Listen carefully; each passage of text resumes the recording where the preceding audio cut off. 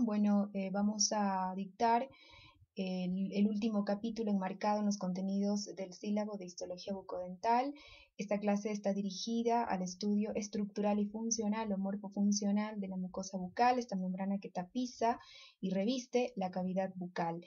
Esta clase pues está dirigida a, en primer lugar, afianzar, profundizar los contenidos que ya fueron revisados en este tema en la clase introductoria, exponer la íntima relación que existe entre la estructura y la función de esta mucosa bucal.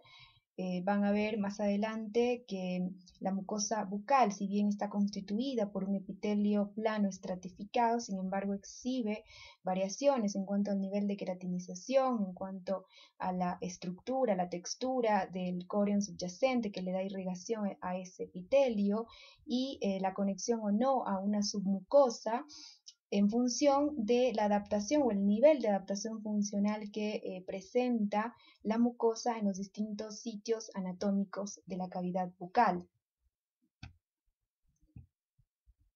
Entonces, ya vimos esto y dijimos que la cavidad bucal en estado de reposo está ocupada prácticamente en su totalidad por el órgano lingual.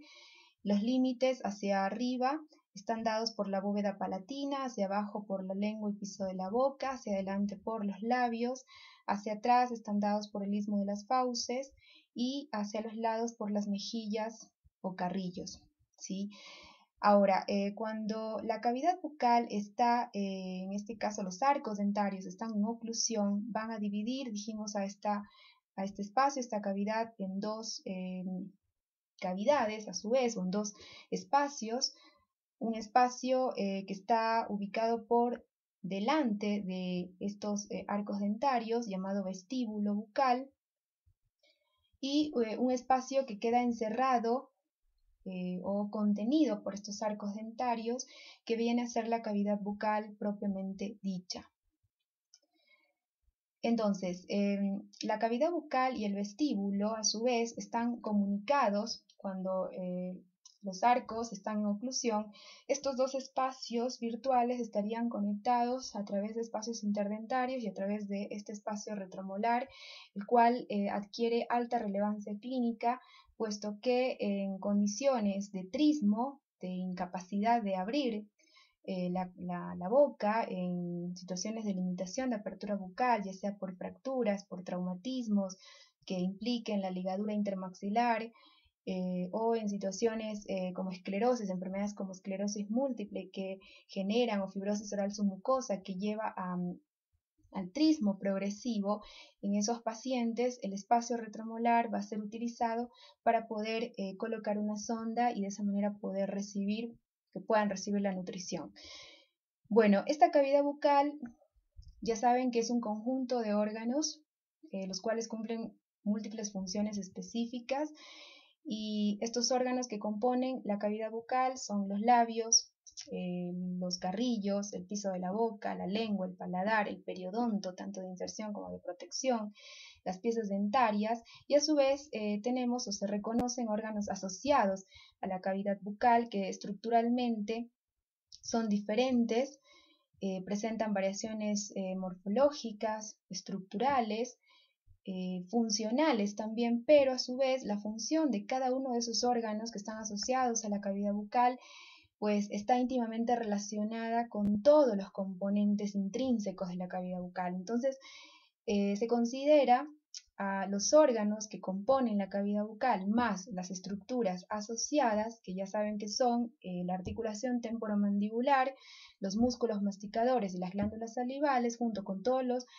constituyentes primarios de esta cavidad bucal mencionados previamente, forman lo que sería el sistema bucal, también reconocido por otros autores como sistema estomatognático.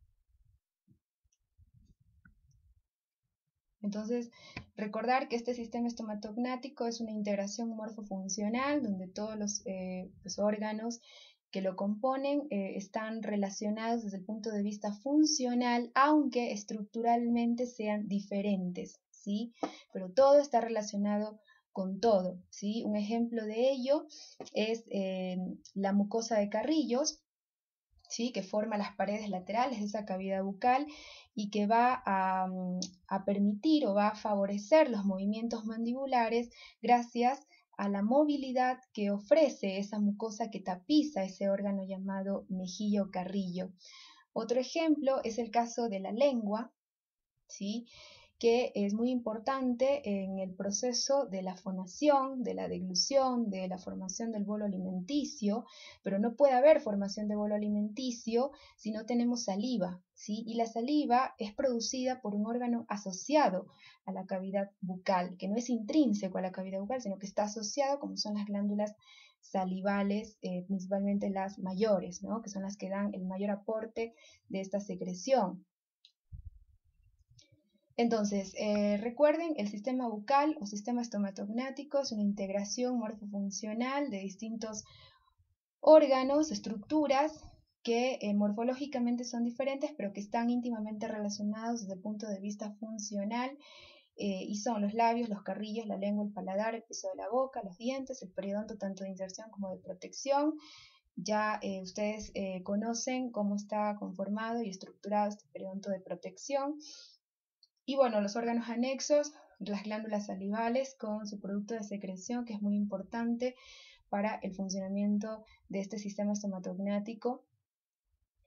Sin la saliva, pues las membranas mucosas no podrían cumplir su función y al contrario sufrirían un deterioro, una regresión o una degeneración progresiva.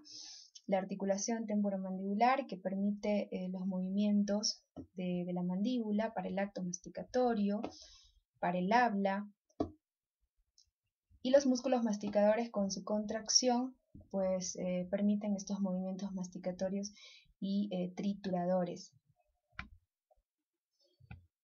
Bueno, esta clase está básicamente enfocada al estudio morfofuncional.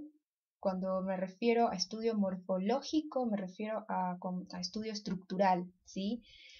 De la mucosa bucal. Entonces vamos a revisar las generalidades de este órgano llamado mucosa bucal, su estructura histológica, que en este caso está formada por un epitelio, una lámina propia, una submucosa. Entonces vamos a revisar a nivel general los componentes de ese epitelio, de esa lámina propia, de esa submucosa, para luego sí dirigirnos a estudiar las variaciones que puede exhibir esta mucosa bucal en los distintos órganos que componen esta cavidad bucal, esta cavidad virtual que dijimos que está ocupada casi en su totalidad por la lengua y dividida a su vez por la presencia de los arcos dentarios en oclusión en dos espacios, el vestíbulo y la cavidad bucal propiamente dicha. Vamos a revisar su clasificación funcional, que como recordarán era basada en mucosa de revestimiento, masticatoria y mucosa especializada, y vamos a terminar con la histofisiología. Entonces, en cuanto a la parte general, pues la mucosa que tapiza la cavidad bucal, independientemente del sitio anatómico a considerar, en general podemos decir que está formada, pues al ser un órgano está formada por dos estructuras, por dos pues membranas que estructural y embriológicamente son diferentes, ya que por un lado la membrana epitelial que forma esta mucosa bucal tiene un origen ectodérmico y la lámina propia o corion que da sostén y da irrigación a este epitelio y que embriológicamente pues proviene, como ustedes ya conocen, del ectomesénquima, que a su vez deriva de las células de la cresta neural craneal. Entonces son dos componentes, dos membranas que estructuralmente son diferentes, pero también son diferentes desde el punto de vista embriológico, ¿no? El epitelio que forma la mucosa bucal, ya saben que es plano, pavimentoso, estratificado, pero que exhibe variaciones en la queratinización, en el nivel de queratinización en función de la zona a considerar, lo cual está íntimamente ligado con la adaptación funcional al impacto masticatorio, ¿sí? Entonces, en los sitios de la mucosa donde están más expuestas a la fricción directa, al roce, al trauma masticatorio, la mucosa tiene que adaptarse para recibir ese impacto, para recibir esas fuerzas. ¿Y cómo se adapta? Pues se adapta formando queratina, ¿sí? O formando más queratina.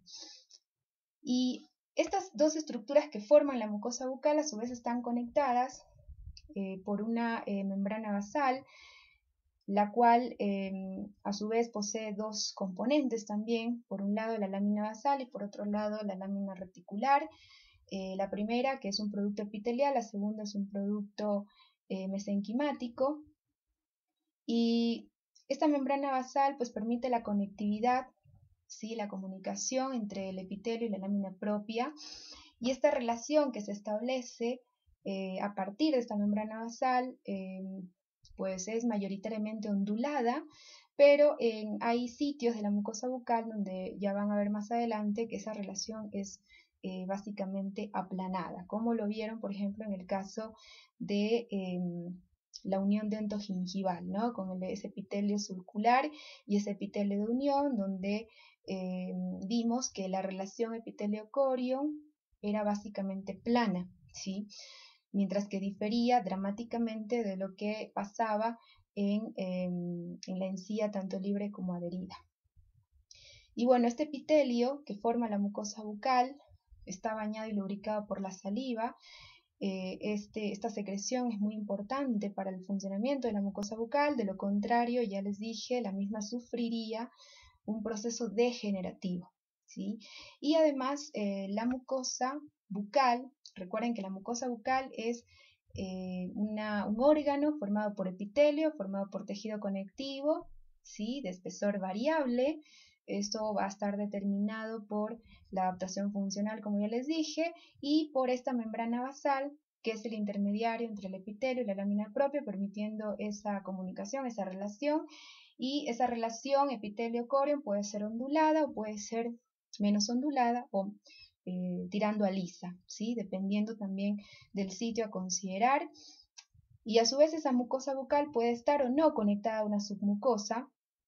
Cuando está conectada a una submucosa, eso tiene gran impacto clínico porque la mucosa bucal, cuando presenta esa capa submucosa, pues le va a dar una textura diferente, acolchada y móvil sobre todo. Así que la submucosa va a estar zonas de la mucosa bucal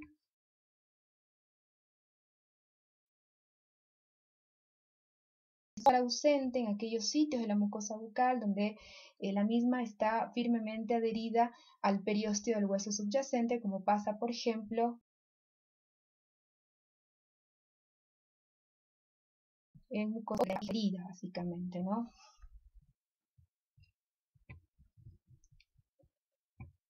Bueno, entonces vamos a hablar primeramente de cada componente estructural de esta mucosa. Entonces vamos a empezar con el epitelio. Bueno, ya les dije, les di una introducción bastante orientadora.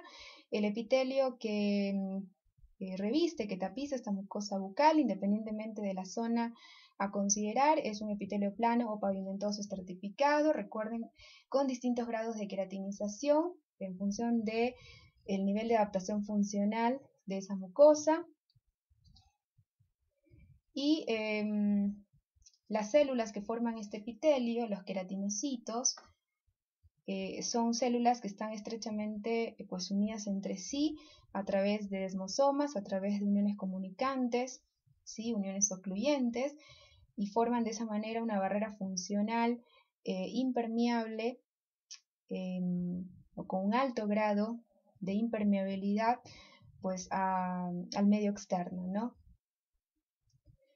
Bueno, en este epitelio entonces, desde el punto de vista celular, vamos a reconocer una población intrínseca y una población extrínseca, ¿sí? Que es ajena al epitelio, la población extrínseca.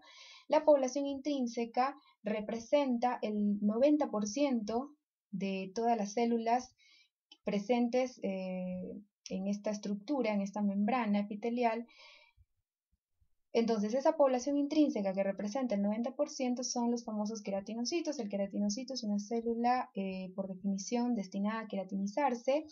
Esa es la definición de queratinocito. Y los mismos están organizados, a su vez, en estratos. Y estos queratinocitos van a presentar justamente variaciones morfológicas y bioquímicas o moleculares en función de el estrato en el que se encuentren, ¿sí? Porque esas variaciones están en íntima relación con el nivel de diferenciación, ¿sí?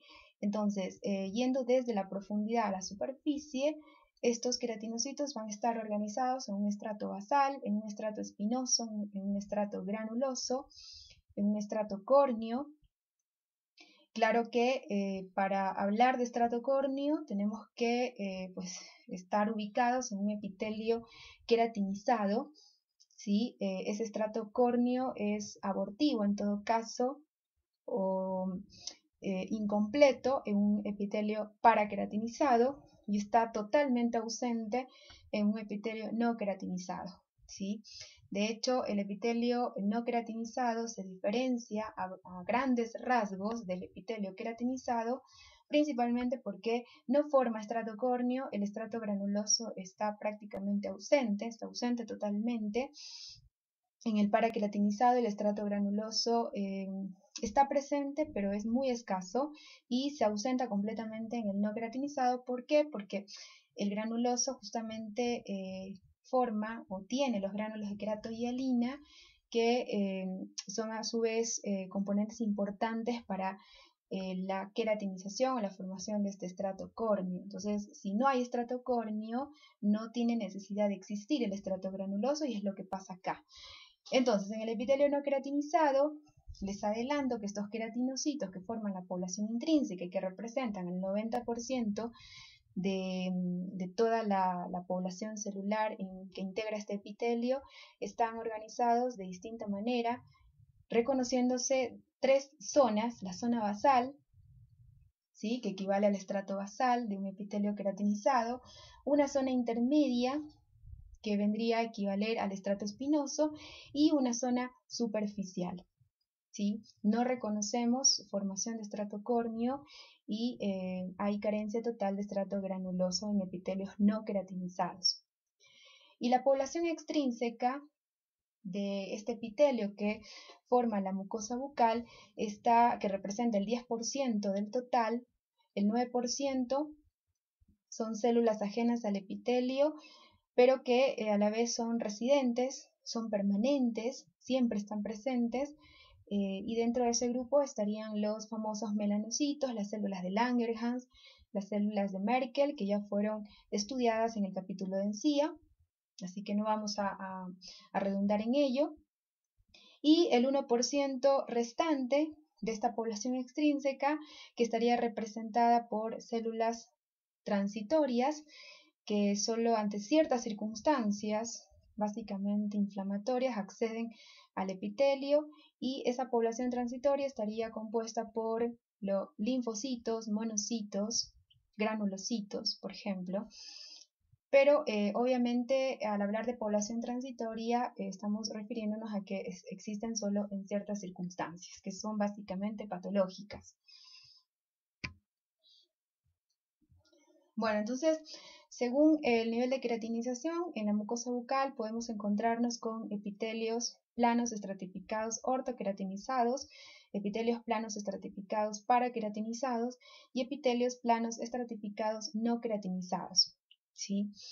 ¿De qué depende el nivel de queratinización? Como les dije, de la adaptación funcional al impacto masticatorio. Entonces, aquellos sitios de la mucosa bucal que estén en íntimo contacto con la fricción, con el trauma, necesitan formar esa capa de queratina para justamente poder protegerse, ¿sí?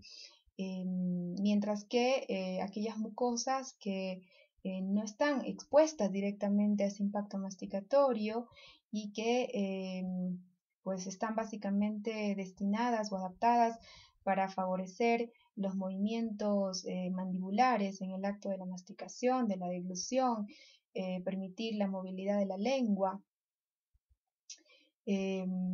proporcionar la sensibilidad, ¿no? Esa sensibilidad gustativa, táctil, térmica, nociceptora. Bueno, esas mucosas son básicamente no queratinizadas, ¿no? Están formadas por un epitelio no queratinizado, como pasa en la mucosa de carrillos, como pasa en la mucosa de piso de boca, cara ventral de lengua, mucosa de paladar blando, mucosa labial, ¿sí?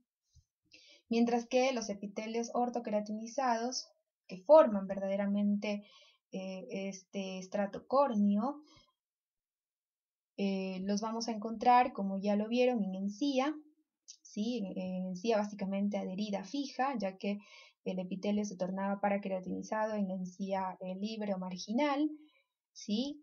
Y en la mucosa de paladar duro, donde vamos a encontrarnos con un epitelio también ortoqueratinizado, puesto que esa mucosa está adaptada justamente para poder contribuir al acto de la masticación, de la trituración, está en contacto directo con fuerzas, ¿no?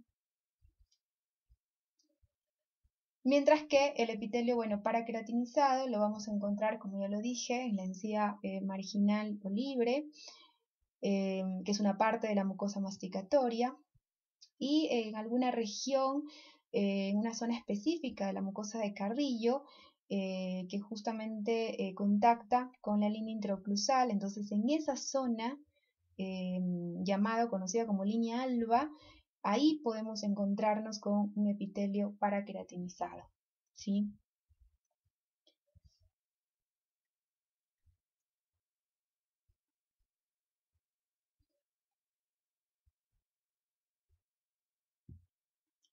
Bueno, vamos a hablar entonces de cada uno de ellos.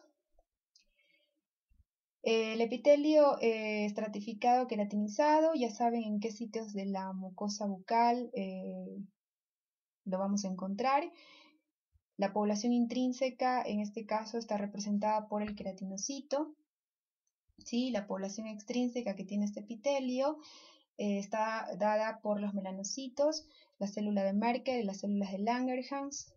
Todas estas, pues a excepción de la célula de Merkel, son células dendríticas, como ya lo vieron. La célula de Merkel y el melanocito están ubicados en la capa basal de este epitelio, ¿sí? Mientras que la célula de Langerhans se dispone básicamente entre las células del estrato espinoso y con sus dendritas, pues está a la espera, ¿no?, de contactar con un antígeno o con un microorganismo, el cual va a reconocer mediante los receptores Toll-like que expresan su superficie, y cuando lo hace, pues está capacitada para fagocitar, procesar esos antígenos y pues convertirlos en péptidos pequeños para luego pues presentarlos en el contexto de una molécula de histocompatibilidad a los linfocitos T en los ganglios linfáticos que estén adyacentes. Una célula con actividad, capacidad migratoria, capacidad de salir del epitelio, ir al ganglio linfático más cercano para hacer la presentación antigénica, ¿sí? E iniciar de esa manera la respuesta inmune celular. O sea, que esa población extrínseca ajena al epitelio es muy importante. Recuerden que representa el 9% de toda la población celular. Ahora, los queratinocitos, que es la población intrínseca, entonces están distribuidos o organizados en estratos, como ya saben. Estamos en este caso hablando de un epitelio queratinizado. Vamos a reconocer, siempre que estemos estudiando un epitelio queratinizado, vamos a reconocer un estrato basal que está formado por una sola hilera o capa de queratinocitos, ¿sí?, los cuales son cúbicos o cilíndricos bajos, tienen un núcleo redondo, su citoplasma se tiñe intensamente basófilo, ¿sí? Y pues por encima de este estrato basal nos encontramos con el estrato espinoso, que tiene o exhibe varias hileras de células que ya exhiben una morfología y una composición pues bioquímica molecular ya diferente pues a estas células basales, ¿no? Las células basales, antes que lo olvide, pues es el estrato que tiene la capacidad de mitosis, son los precursores de toda la población suprabasal, ¿no? De todo este conjunto de células que se ubica por encima de esta capa basal, son originadas a partir de la actividad mitótica de esta capa, de esta única capa de células que son indiferenciadas, y en virtud de esa indiferenciación carecen de expresión de citoqueratinas. Recuerden que el marcador de diferenciación epitelial es la citoqueratina, ¿sí? Entonces, como estas células basales son indiferenciadas, no expresan queratina, pero tienen un alto nivel de expresión de la succinato deshidrogenasa, lo cual está indicando una importante actividad del ciclo de Krebs en las mitocondrias de estas células basales, puesto que tienen alta capacidad de síntesis, por eso son basófilas, ¿sí? A la tinción de hematoxilina eosina, ¿sí? Se tiñen intensamente basófilas por contener alto nivel de ribosomas y de retículo endoplasmático rugoso, y eso indica su alta actividad de síntesis, ¿sí? Estas células se dividen por mitosis, ¿sí? Una célula permanece en contacto con la membrana basal y se queda como célula madre, pero la otra célula hija es la que va a empezar un camino de diferenciación, ¿sí?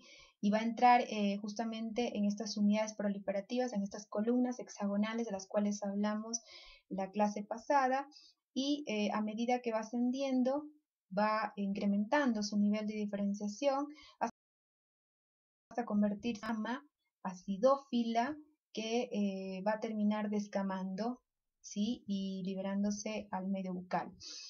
Entonces, la capa basal, recuerden, una sola hilera de células. El estrato espinoso formado por varias hileras de células. Aquí las células ya pues cambian la morfología ligeramente, se vuelven más poliédricas o poligonales. La basofilia del citoplasma es menor porque va disminuyendo el contenido de ribosomas. Y estas células espinosas del estrato espinoso están conectadas, comunicadas por abundantes desmosomas, ¿sí? Y bueno, y además presenta una gran cantidad de tonofilamentos en su citoplasma, ¿sí? Y ya empiezan a expresar citoqueratinas.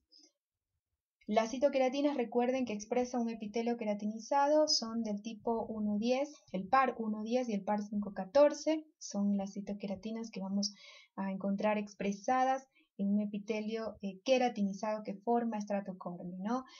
Después tenemos el estrato granuloso, que es un estrato ya más superficial, formado, integrado por células aplanadas, y se llama granuloso porque contiene estos famosos gránulos de queratohialina que están adosados a los tonofilamentos, que van a ser los precursores de los filamentos de queratina, y estos gránulos de queratohialina se tiñen basófilos, a pesar de que ya el citoplasma de esta célula es acidófilo. Y bueno,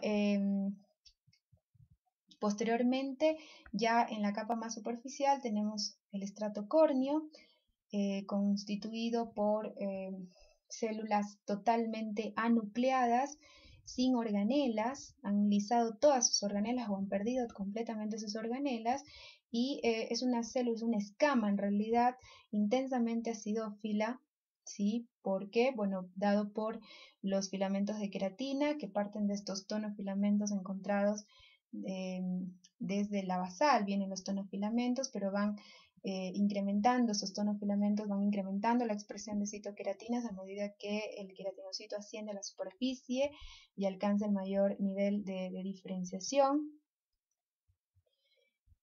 Y lo importante que deben recordar es que este estrato córneo pues está constituido principalmente por queratina, es el componente esencial. Sin embargo, la queratinización no significa necesariamente cornificación, ya que el córneo libera otras proteínas, como las involucrinas y las filagrinas. La filagrina es muy importante para dar la orientación a estos filamentos de queratina, ¿sí? Para compactarlos, y la involucrina, que es muy importante para engrosar la membrana citoplasmática de esta escama acidófila que contiene esos filamentos de queratina y que, recuerden, ha perdido el núcleo y ha perdido todas sus organelas.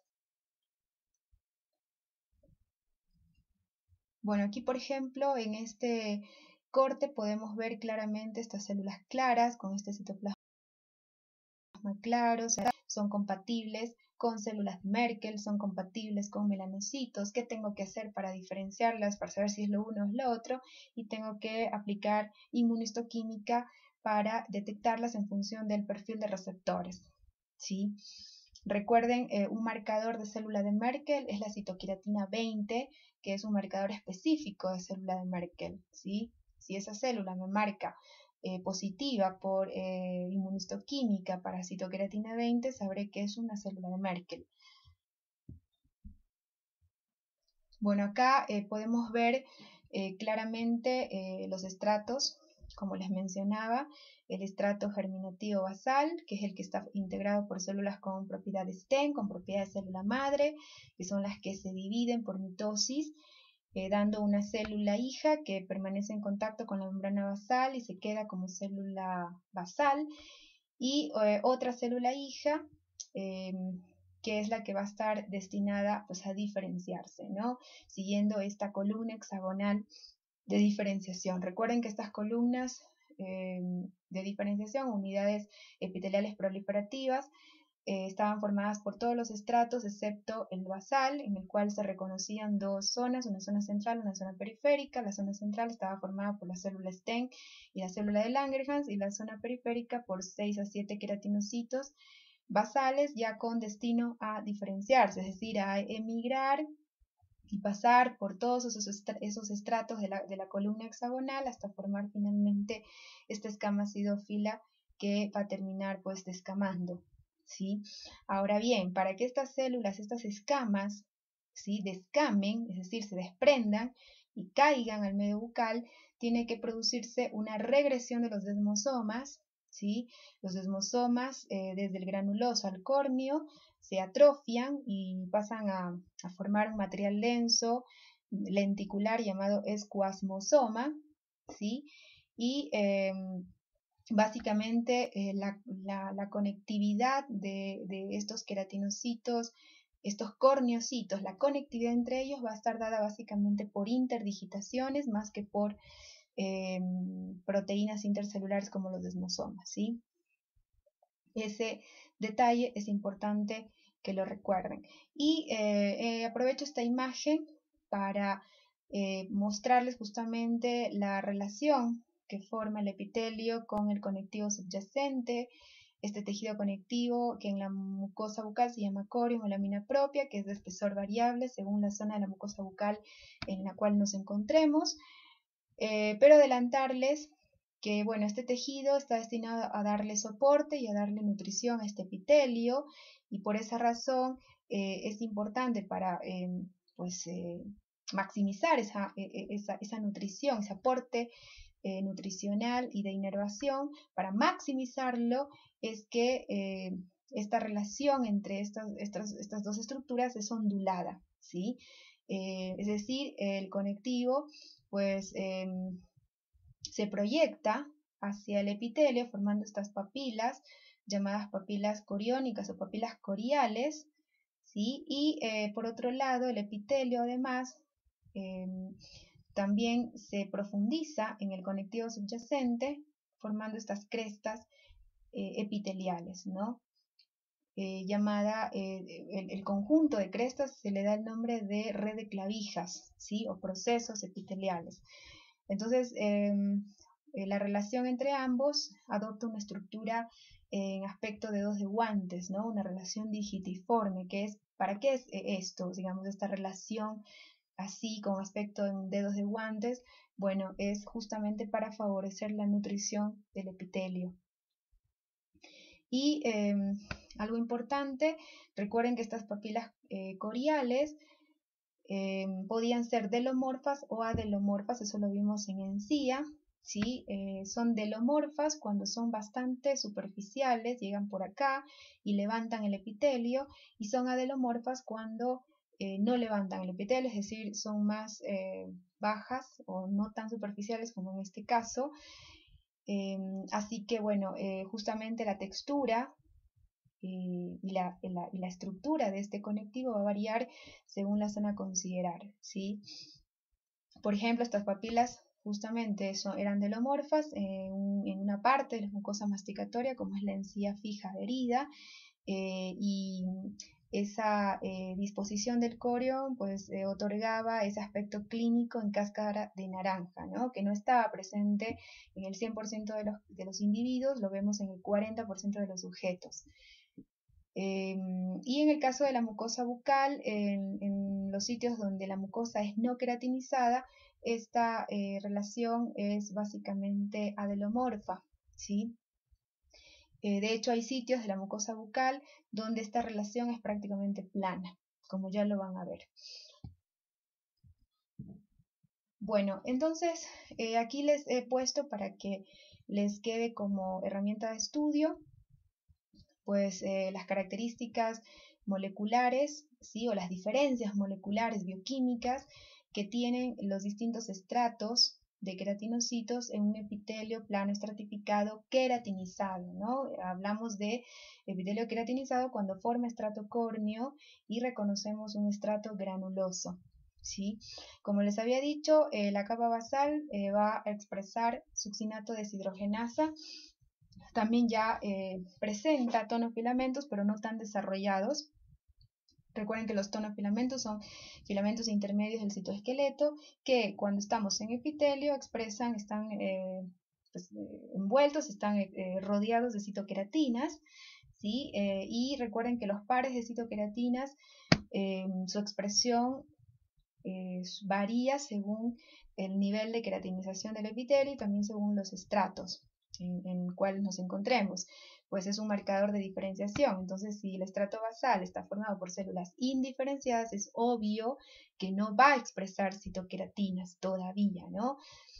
Va a empezar a marcar expresión de citoqueratinas cuando va ascendiendo en estas columnas hexagonales de diferenciación y la positividad para succinato deshidrogenasa en la capa basal indica una importante actividad del ciclo de Krebs. Y ya saben por qué hay una alta actividad mitocondrial en estas células. El estrato espinoso, que son células poliédricas como ven, poligonales, están unidas estas células unas con otras por desmosomas, comunicadas también por uniones comunicantes, también interconectadas con uniones ocluyentes. Así que bueno, la presencia de todas esas uniones, de esos sistemas proteicos, esos yúcteos le dan este aspecto espinoso, ¿sí? Es una célula que al microscopio óptico se la ve ligeramente basófila, puesto que conserva todavía actividad de síntesis esta célula, y ya comienza a expresar citoqueratinas, ¿sí? Que recuerden, el par de citoqueratinas que vamos a encontrar expresado en un epitelio queratinizado serán el par 1,10, el par 5,14, y tiene bajo contenido de glucógeno. Las inclusiones de glucógeno están en menor nivel en un epitelio queratinizado. Recuerden la clase anterior que dijimos que había una relación directa entre las inclusiones de glucógeno y el nivel de queratinización. ¿Cuándo hay más glucógeno en el estrato espinoso? Cuando el epitelio es no queratinizado. Cuando el epitelio es queratinizado o está destinado a queratinizar, estas inclusiones de glucógeno están poco presentes o en bajo nivel, ¿sí? Y luego tenemos el estrato granuloso, que está formado por 2 a 3 hileras de células, mientras que el espinoso está formado por varias hileras de células, ¿sí? El estrato granuloso, que es un nivel más avanzado de diferenciación, está formado por 2 a 3 hileras, pero la actividad funcional de las células del estrato granuloso es variable, ¿sí? Según la fase en la que se encuentren, ¿sí?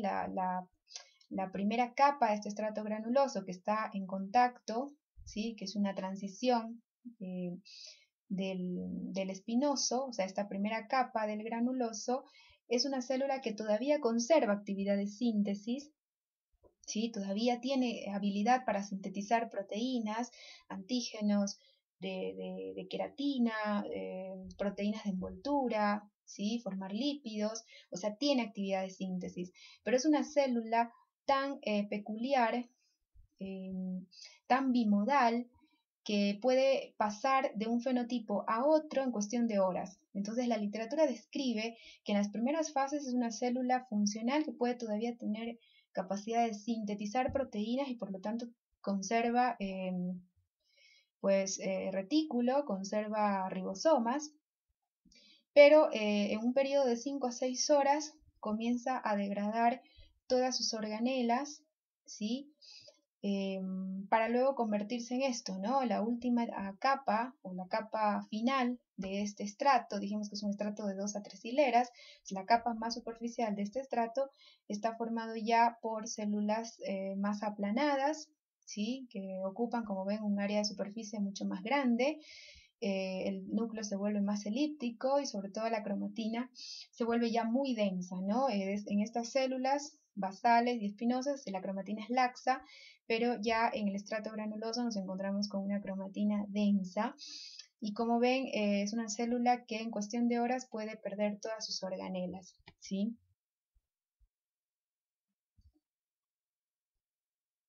Bueno, ¿qué marcadores expresa entonces este estrato granuloso?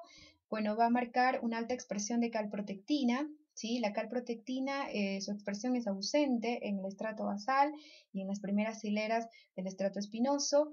La expresión de este péptido llamado calprotectina empieza en las capas más superficiales del espinoso, se vuelve mucho más importante, más alta esa expresión en el estrato granuloso y en el estrato córneo. Y la calprotectina, recuérdenla porque es una molécula muy importante en la función del epitelio, en esa función, en esa propiedad antibacteriana que tiene el epitelio, antimicrobiana, puesto que es una bacteriocina, la calprotectina, tiene propiedades antibacterianas y antimicóticas, ¿sí? Entonces, su expresión es alta en las capas más superficiales de este epitelio, ¿no? Este estrato granuloso también va a tener alta expresión, va a marcar alta expresión para citoqueratinas, ya saben cuáles, cuando nos encontramos en un epitelio queratinizado como este, y además va a marcar altos niveles de fosfatasa ácida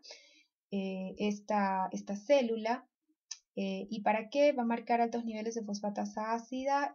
Bueno, para romper justamente la membrana citoplasmática y poder vaciar al medio extracelular o intercelular, vaciar el contenido de los gránulos de Ottmann que tienen estas células. Antes que me olvide, este detalle es muy importante.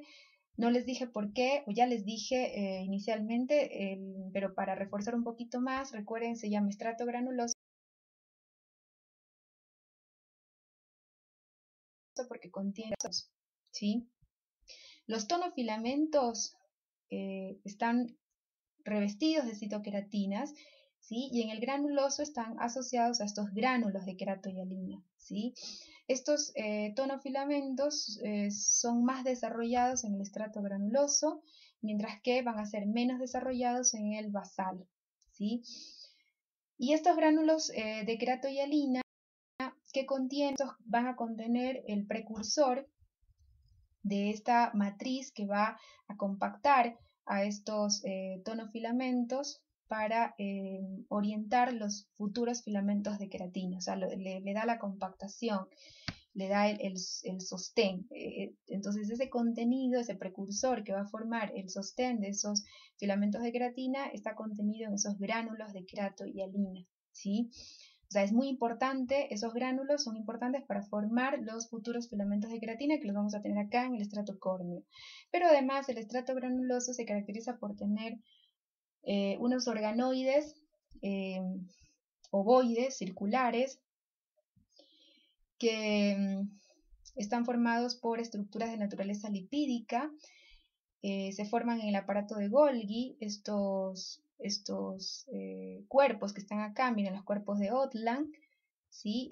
Tienen un contenido de naturaleza lipídica, ¿sí? Y justamente la expresión de fosfatasa ácida de este queratinocito del estrato granuloso sería necesaria para romper esta membrana plasmática y permitir que estos cuerpos de Odland liberen su contenido por exocitosis, ¿sí? Este contenido, que es de naturaleza lipídica, pues va a actuar como un aislante, ¿sí? Como una sustancia cementante que convierte a esta zona de la mucosa bucal en una zona totalmente o altamente impermeable, ¿sí? Impermeable sobre todo al paso de agua. Pero como ven, esa impermeabilidad es variable según el sitio de la mucosa que se considere. En los epitelios queratinizados, la mucosa sería altamente impermeable gracias a estos cuerpos de Odland, pero pasa que estos cuerpos de Odland no se han detectado, no se han encontrado en epitelios no queratinizados. ¿Qué significa eso? Que la mucosa bucal no queratinizada, ¿sí? Como es por ejemplo la mucosa de piso de boca, no sería tan impermeable, ¿sí? Por el contrario, tendría mayor nivel de permeabilidad a las sustancias en comparación con una mucosa queratinizada como la de paladar o como la de encía fija o adherida, ¿sí? Y es en función justamente de estos famosos cuerpos de Odland que serían específicos de los epitelios queratinizados, los encontramos en el estrato granuloso y contienen sustancias de origen de naturaleza lipídica, se fabrican en el Golgi, liberan su contenido por exocitosis, gracias a la fosfatasa ácida que rompe esta membrana y permite que estos organoides liberen ese contenido, que viene a ser como una sustancia cementante que vuelve a esta mucosa pues una estructura altamente impermeable. Y luego el estrato córneo, que en este caso pues el nivel de cornificación es menor al de la piel, ¿sí? Pero la característica que tienen estos corneocitos son la alta cantidad de filamentos de queratina, aunque se han reconocido dos tipos de corneocitos, los corneocitos laxos y los corneocitos densos, según la cantidad de filamentos de queratina. Los corneocitos son escamas, son células muy aplanadas, con un citoplasma altamente acidófilo, ¿sí? Dado por la presencia de estos filamentos de queratina. Y además, también recordar que el estrato córneo no solamente está constituido por queratina, sino también por otras proteínas que varían según pues el nivel de queratinización.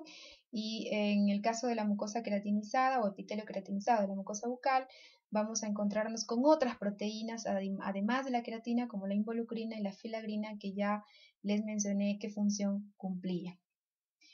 Bueno, y antes que pase a la siguiente diapositiva, importante recordarles, recalcar que los queratinocitos basales, como ven en el esquema, pues se fijan a la membrana basal subyacente, se agarran de la misma a través de estas estructuras que ya conocen ustedes por histología 1, los hemidesmosomas, y por pues sitios de anclaje, ¿no? Que están dados por las famosas integrinas, ¿sí? Y justamente ese es otro dato molecular del estrato basal, la expresión de integrinas a este nivel, a nivel de la membrana distal o la membrana que mira directamente a esta membrana basal. Las integrinas que expresa el epitelio bucal son básicamente de tres tipos: la alfa 2 beta 1 integrina, la alfa 3 beta 1 integrina y la alfa 6 beta 4 integrina. Recuerden que la alfa 6 beta 4 integrina la encontrábamos básicamente en esa expresada en esos queratinocitos del epitelio de unión en contacto directo con esa membrana basal interna, ¿sí? Y en el resto de la mucosa bucal nos vamos a encontrar básicamente acá, a este nivel, con alta expresión de integrinas del tipo alfa 2 beta 1 o alfa 3 beta 1. Son glicoproteínas heterodiméricas, ya que están formadas por dos subunidades, la alfa y la beta, ¿no? Y son importantes estas integrinas para la adhesión celular, permiten que este queratinocito se pueda pegar a la membrana basal subyacente, y además son importantes para guiar la migración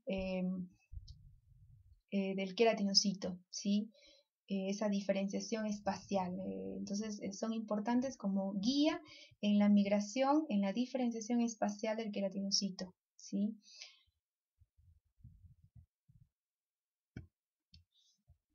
Bueno, y en esta imagen simplemente para recalcarles los patrones superficiales determinados por microscopía electrónica de barrido, que como les mencioné en la clase de encía, ese patrón de superficie determinado únicamente por microscopio electrónico, pues es indicativo del nivel de diferenciación.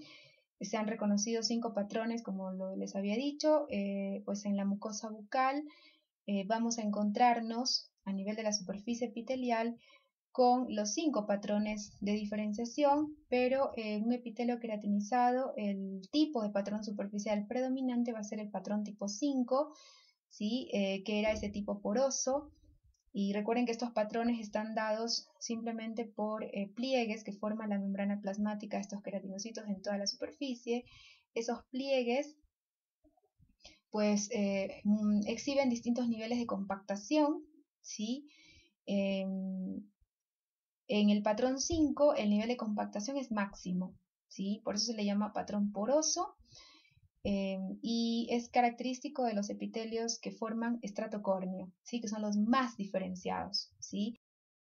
También vamos a patrones superficiales o microplicas tipo 2, tipo 3 y tipo 4 en un epitelio que es medida. El que va a predominar por ser justamente un epitelio queratinizado que alcanzó el máximo nivel de diferenciación, va a exhibir un patrón de superficie tipo 5 o patrón poroso. ¿Sí? En los tipos 2, tipo 3, tipo 2, tipo 3 y tipo 4, las microplicas son más abiertas, ¿sí? No son tan compactas. El mayor nivel de compactación lo alcanza el tipo 4. Y recuerden el microvilli, que es el patrón superficial tipo 1, que lo encontramos acá en el estrato basal por ser un estrato indiferenciado, ¿sí? Entonces ese estrato va a formar pues estos microvillis que son simplemente patrones superficiales característicos de células indiferenciadas, ¿sí? Las microplicas las vamos a tener ya en los niveles más avanzados de diferenciación, ¿sí?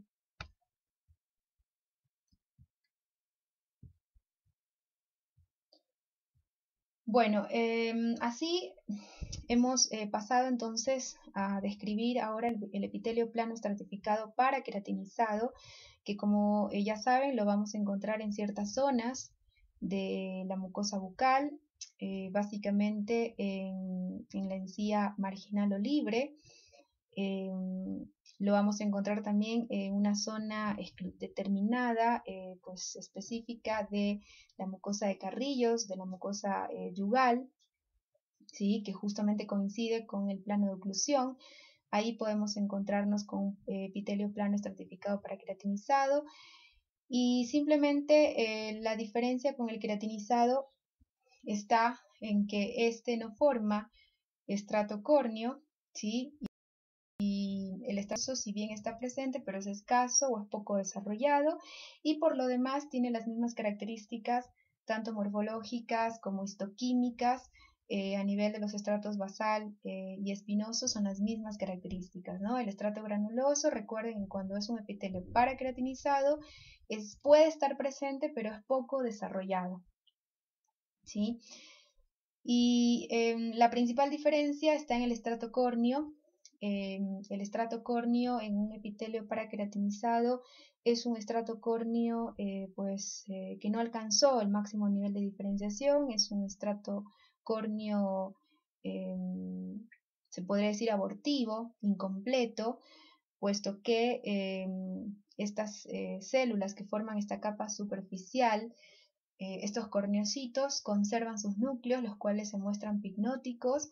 Las organelas están ausentes, pero pueden haber vestigios, ¿sí? o restos de organelas, pero generalmente están ausentes. Lo característico de estos corneocitos de un epitelio paraqueratinizado es que conservan los núcleos, ¿sí? Mientras que un epitelio queratinizado, recuerden, el corneocito no muestra o no conserva núcleos, ¿sí? Pierde totalmente sus núcleos y sus organelas. Acá no, acá conserva los núcleos y las organelas generalmente están lisadas o pueden estar parcialmente lisadas quedando vestigios. También se muestran como células acidófilas.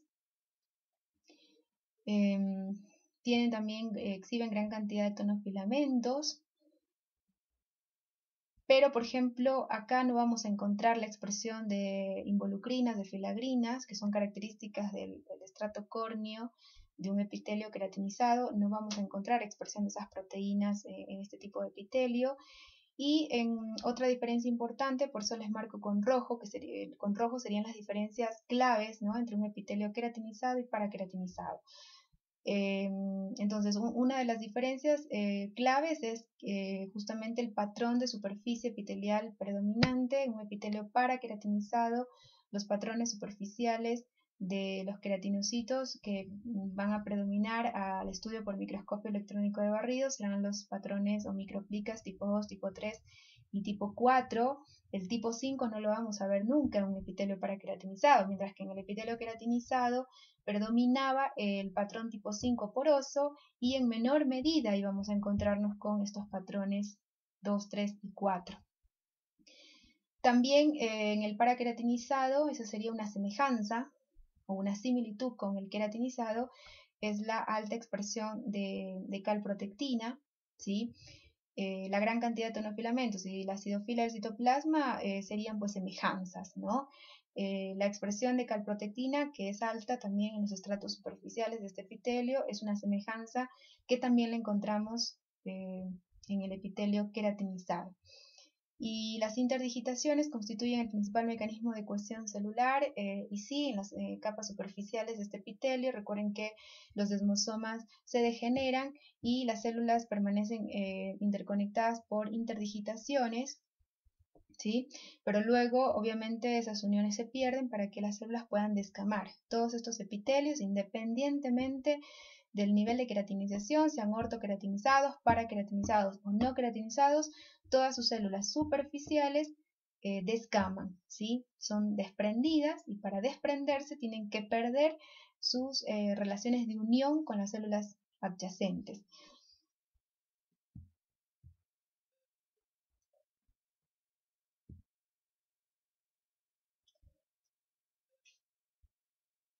Bueno, entonces acá tenemos un corte de un epitelio justamente plano estratificado, paraqueratinizado, de un sitio de la mucosa bucal.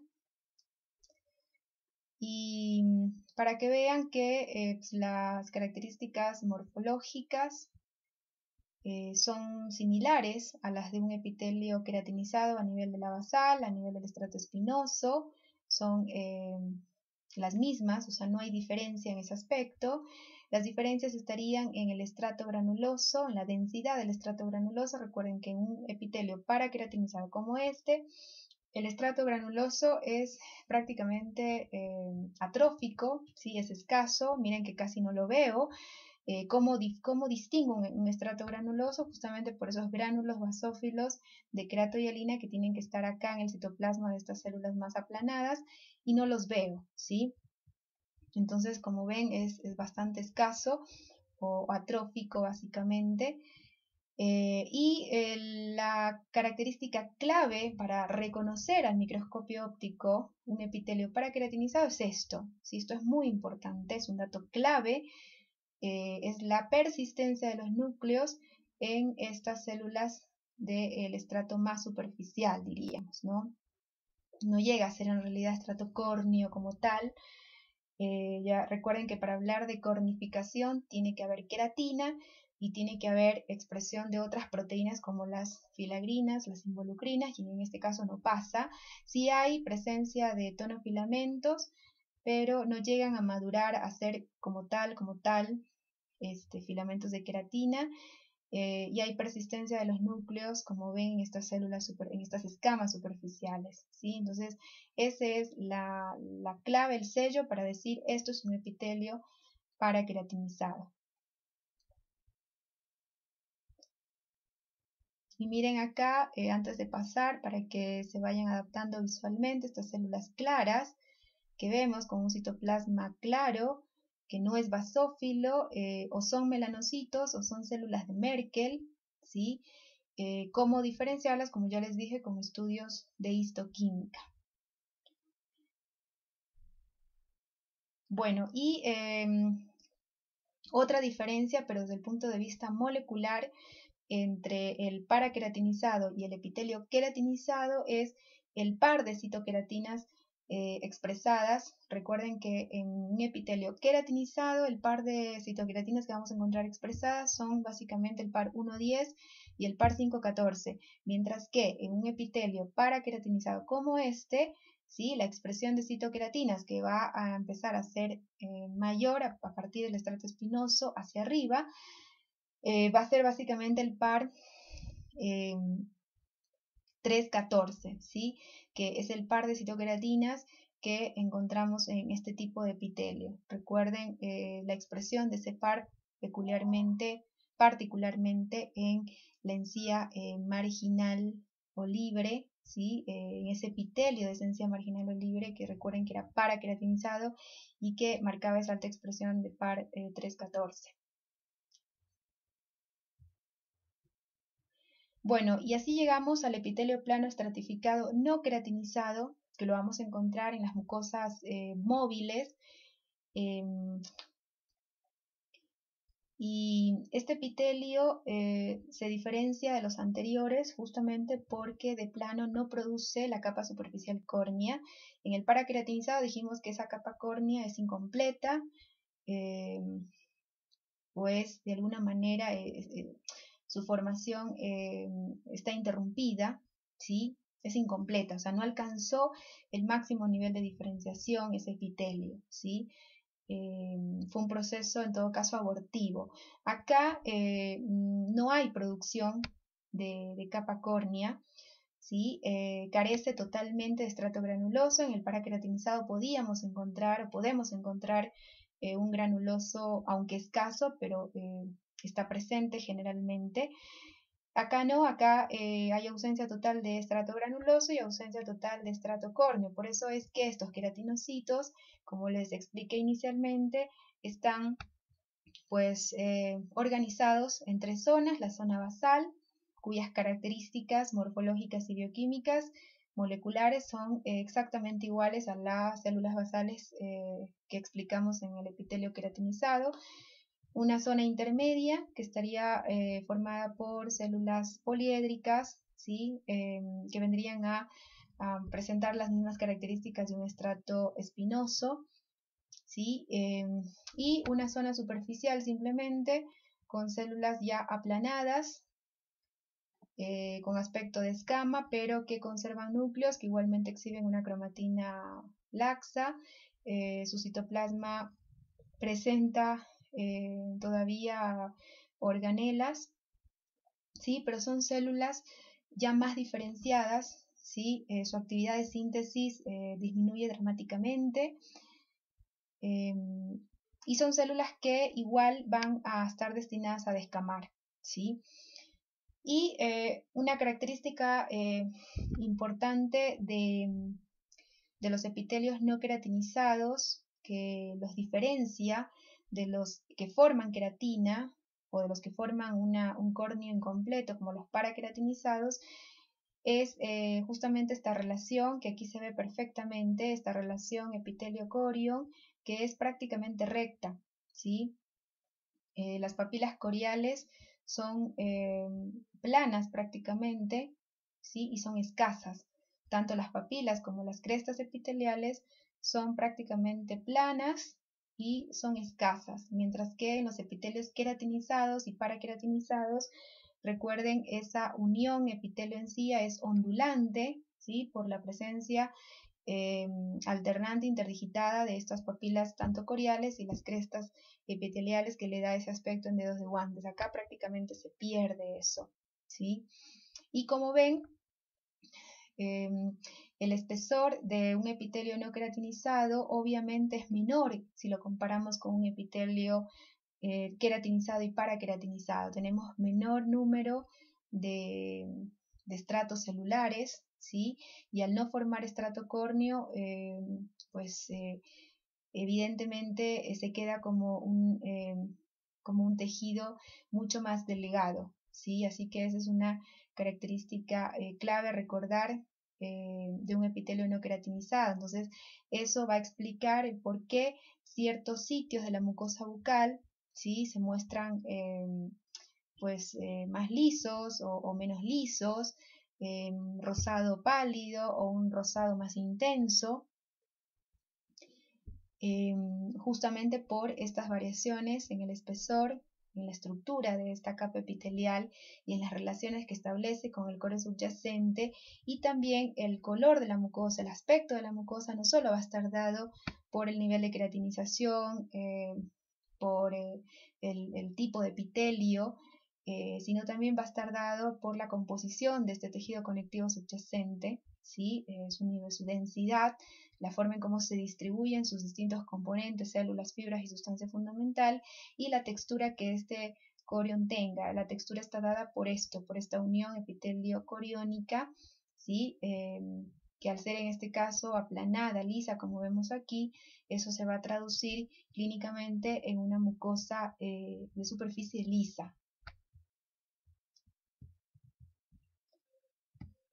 Bueno, y aquí tenemos un corte de una zona de mucosa bucal no queratinizada para que vean justamente y se entrenen visualmente en la estructura del epitelio de una mucosa bucal no queratinizada, ¿no? Un epitelio no queratinizado, miren que es más delgado. ¿Por qué? Porque tiene menos capas de células, no forma estrato córneo, entonces va a ser significativamente más delgado que los epitelios que sí forman queratina, que sí forman estrato córneo.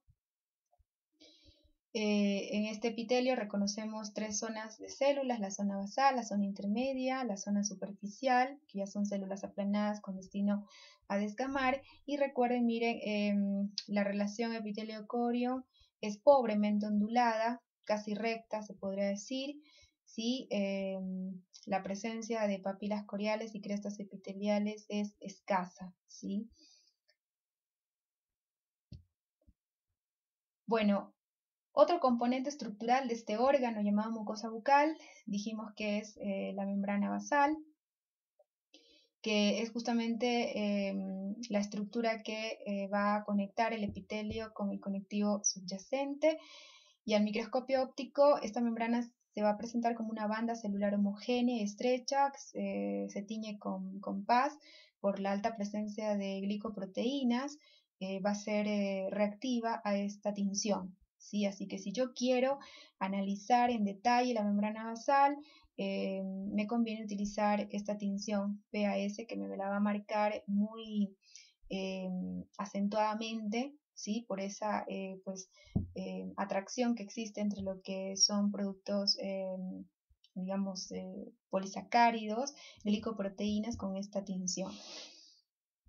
Y al microscopio electrónico de transmisión se pudo establecer que la membrana basal está constituida por dos láminas: la lámina basal, que es de producto epitelial o de secreción epitelial, y la lámina reticular, que es de origen mesenquimático porque es secretada, producida por las células del corión subyacente o de esa lámina propia.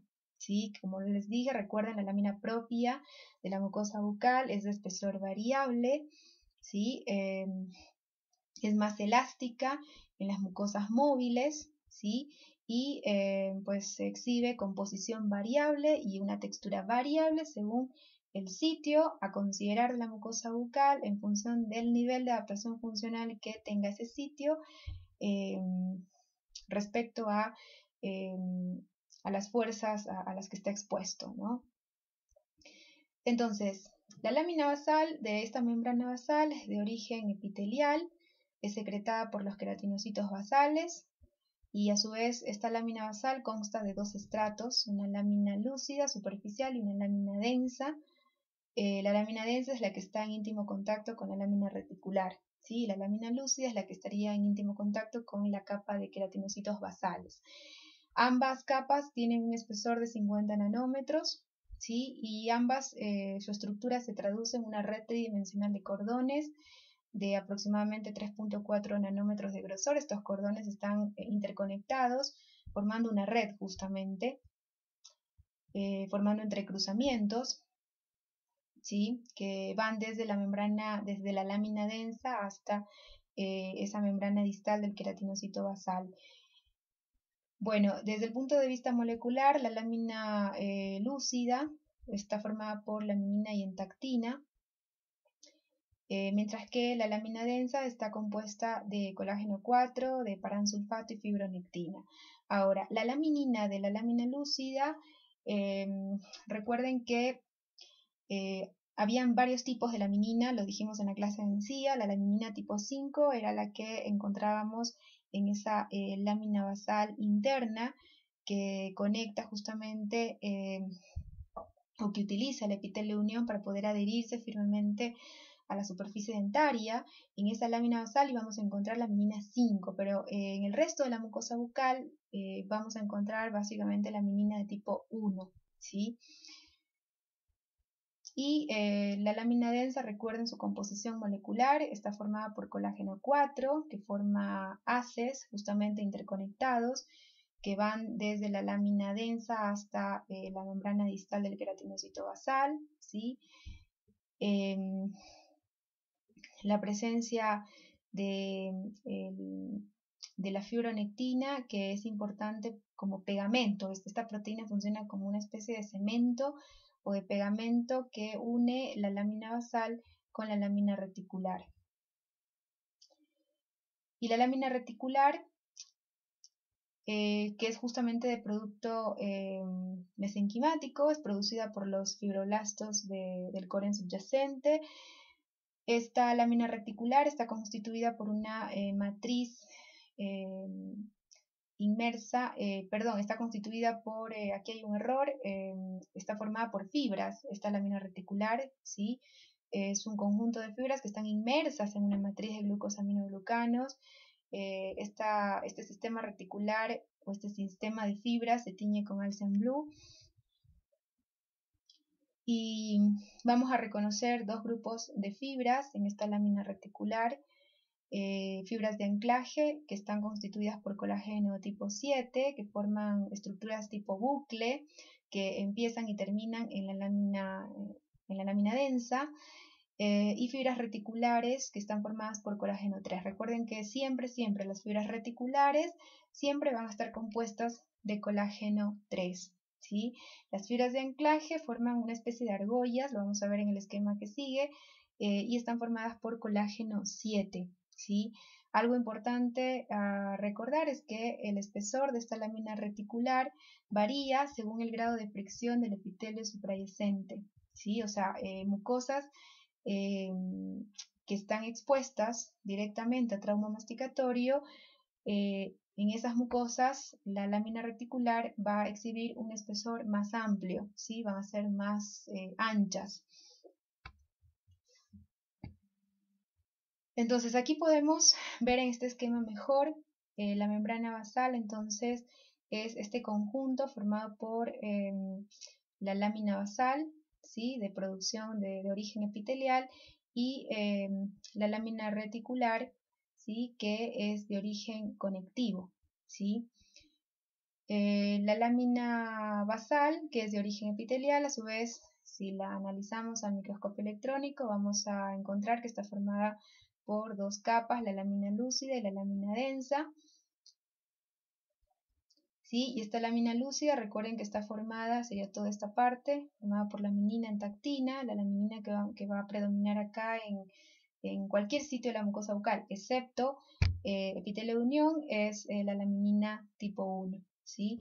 Y la lámina densa, que está formada por colágeno 4, por el paransulfato, y también por fibronectina. La fibronectina funciona como un pegamento para anexar, justamente para unir esta lámina basal a esta lámina reticular. Y la lámina reticular, que es de origen mesenquimático, cuyo espesor varía según el nivel de adaptación funcional de esa mucosa, está formada por fibras de anclaje y las fibras reticulares. Las fibras de anclaje son estas, miren, como les decía, forman argollas, ¿sí? Que empiezan acá y terminan en el mismo punto, es decir, empiezan en la lámina densa y terminan en la lámina densa, subyacentes a los sitios donde justamente está presente el colágeno 4. Y las fibras reticulares, que están formadas por colágeno 3, las fibras de anclaje están formadas por colágeno 7. Estas son las fibras reticulares que pasan entre estas fibras de anclaje, se disponen, se podría decir, paralelas, ¿sí? a la superficie epitelial, y están formadas por colágeno 3, ¿no? Y son detectables con la tinción de Alcian Blue, por ejemplo.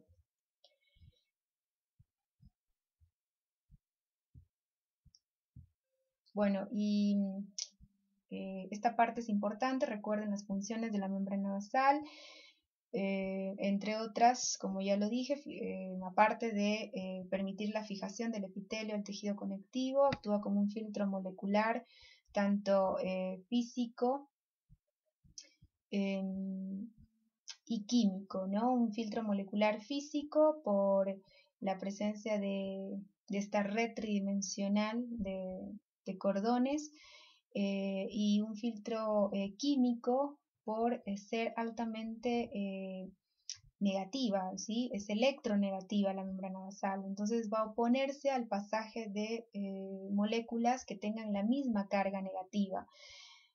Así que ese dato es importante, ¿sí? Puesto que, por ejemplo, las bacterias, al tener una carga negativa, como el caso de las bacterias gram positivas, que por la presencia del ácido lipoteicoico, que es un polímero aniónico de carga negativa, por ejemplo, ese tipo de bacterias no van a poder traspasar esta membrana fácilmente, ¿no? Necesitan algo para degradarla, ¿sí? No se les hace tan fácil.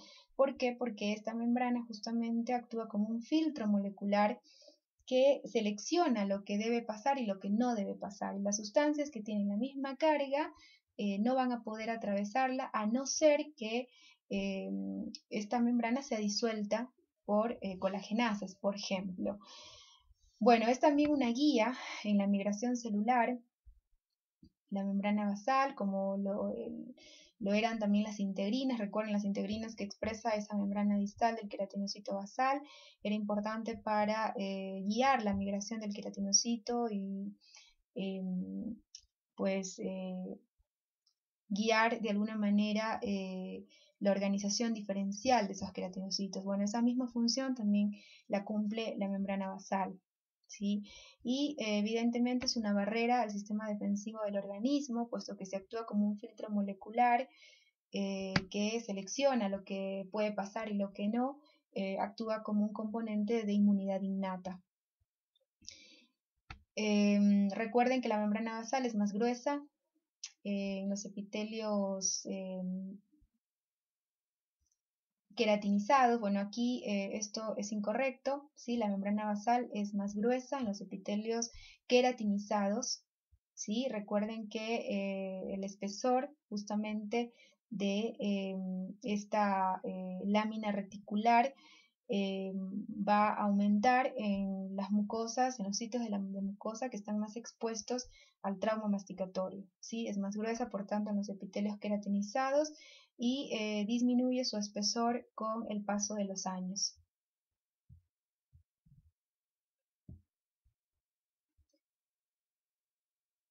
Bueno, en cuanto a la lámina propia o corion, que es el tercer componente estructural del órgano llamado mucosa, ya saben, es una lámina de tejido conectivo que muestra espesor variable según el sitio de la boca a considerar, ¿sí? Según el sitio anatómico. Eso va a depender del nivel de adaptación funcional. Su función es conferir sostén y nutrición al epitelio, y esa nutrición que otorga el corion se ve maximizada, reforzada por estas proyecciones que introduce el corion, el tejido conectivo, en el epitelio suprayacente, formando estas famosas papilas coriales, ¿sí? Que van a ser más numerosas y más largas en los epitelios queratinizados, mientras que serán más cortas y menos frecuentes o menos numerosas en epitelios no queratinizados. Bueno, entonces, bueno, esto es lo que acabo de mencionar. Las papilas varían en longitud y en anchura de acuerdo con la zona a considerar, de acuerdo con el nivel de adaptación funcional de la mucosa. Recuerden que al ser tejido conectivo está formado por células, fibras, sustancia fundamental. La distribución de esos componentes pues va a otorgar la diferente densidad que puede tener este tejido, esta lámina propia, la cual puede presentarse como un tejido laxo, denso, semidenso, según la región, ¿sí? Según el nivel de adaptación funcional de esa mucosa.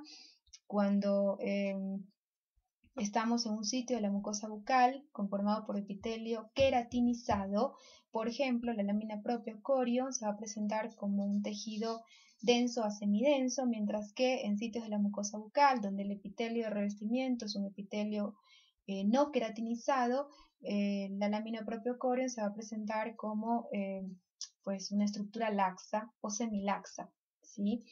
Entonces recuerden que desde el punto de vista histológico, estructural, la lámina propia o corion, ¿sí? Al ser un tipo de tejido conectivo, es una mezcla de células, de fibras y de sustancia fundamental, ¿sí? Las células que vamos a encontrar en este tejido son pues predominantemente los fibroblastos.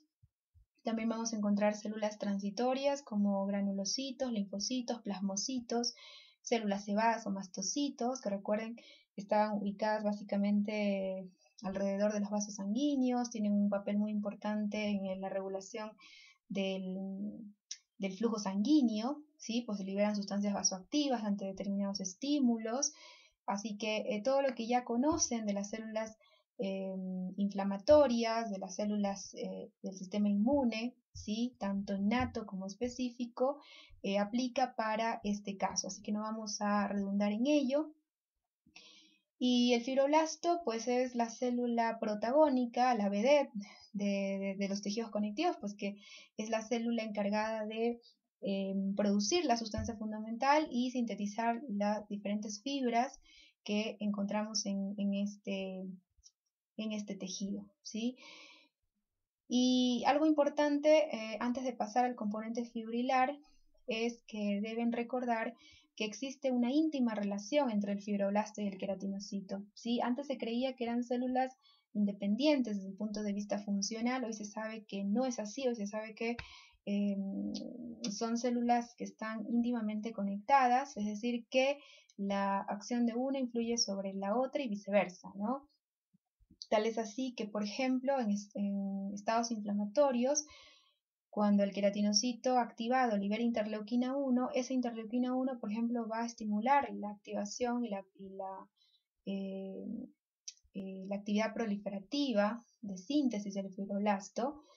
Y el fibroblasto, por ejemplo, una vez activado, estimulado, libera prostaglandina D2, que a su vez tiene efecto sobre los queratinocitos, favoreciendo la proliferación y la diferenciación de estas células, ¿sí? De hecho, aprovecho y se los menciono, la diferenciación de los queratinocitos, su actividad proliferativa, su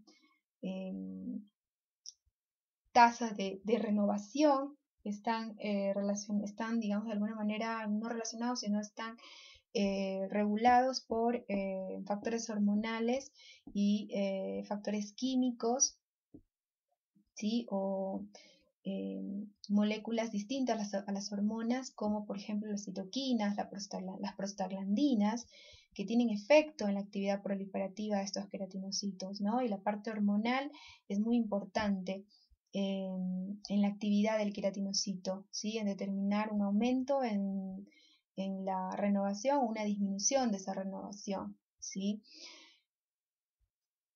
Bueno, el componente fibrilar de la lámina propia está representado por tres grupos de fibras: las fibras colágenas, las fibras elásticas y las fibras reticulares. Las fibras colágenas son muy importantes puesto que resisten las fuerzas de tracción y de tensión, ¿sí? Que están actuando sobre esa mucosa y de esa manera le permiten a esa mucosa, a ese epitelio, ser resiliente, ¿sí? Retomar o retornar a la situación de inicio, ¿sí? Las fibras elásticas, que son muy abundantes, sobre todo en las mucosas no queratinizadas, en las mucosas móviles, como la mucosa de Carrillo, la mucosa labial. Esas fibras colágenas son abundantes, puesto que permiten realizar la distensión del órgano, la distensión de esa mucosa, el estiramiento, y que el órgano pueda recuperar su forma original, ¿sí? O sea, devuelven la normalidad. Esas fibras elásticas son muy importantes en las mucosas móviles de la cavidad bucal, como son las que encontramos, recuerden, en carrillos, en labio, ¿sí? Cara ventral de lengua, por ejemplo. Y las fibras reticulares, que como ya saben están constituidas por colágeno tipo 3 y fibronectina, son una mezcla de colágeno 3 y fibronectina, y como ya saben, como toda fibra reticular, su función es reforzar las paredes de los vasos sanguíneos. Y la sustancia fundamental de la lámina propia, que se compone de altos niveles de glucosaminoglicanos. La función de estos glicosaminoglicanos en el corion es retener el agua y favorecer la difusión de nutrientes.